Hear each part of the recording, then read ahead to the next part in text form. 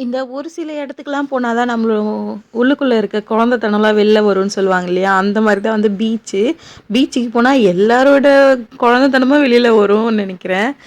ஏன்னா வந்து நாங்க பீச்சுக்கு போனாவே மணல் வீடு கட்டாம வரவே மாட்டோம். மோஸ்ட்லி நெறைய பேர் அப்படிதான் இருப்பீங்க. இங்க வந்து பிள்ளையார் மாரி இருந்தது. அத எடுத்து எடுத்து என் தம்பி ஒளிச்சு வச்சிருந்தான். யாருனா தூக்கின்னு போயிடுவாங்க. நம்ம முடிச்சதுக்கு அப்புறம் மேல வச்சுக்கலாம் அப்படின்னு சொல்லிட்டு. அப்புறம் ஒரு சில கேம்ஸ்லாம் வின் பண்ணோம். அ கேம்லாம் விளையாடாம எப்படிங்க பீச்சுக்கு போயிட்டு, அப்புறம் வந்து ஃபிஷ் சாப்பிட்டோம். எல்லாரும் பெரிய ஒரு ஃபிஷ் ஆர்டர் பண்ணி ஃபேமிலியா உட்காந்து சாப்பிட்டோம். இதெல்லாம் வந்து நாங்க வின் பண்ணது கேம்ல. ரிங்கு, அப்புறமா வந்து டம்ளர் அடிக்கிறது அது மாரிலாம் வச்சிருந்தாங்க. அப்புறம் ரீசென்ட் டேஸா வந்து பாப்பா வந்து இந்த பூனை மேல ரொம்ப க்ரஷ்ஷா இருக்கா. அது என்னன்னு தெரியல. மியாவ் மியான்னு கத்திட்டே இருக்கா.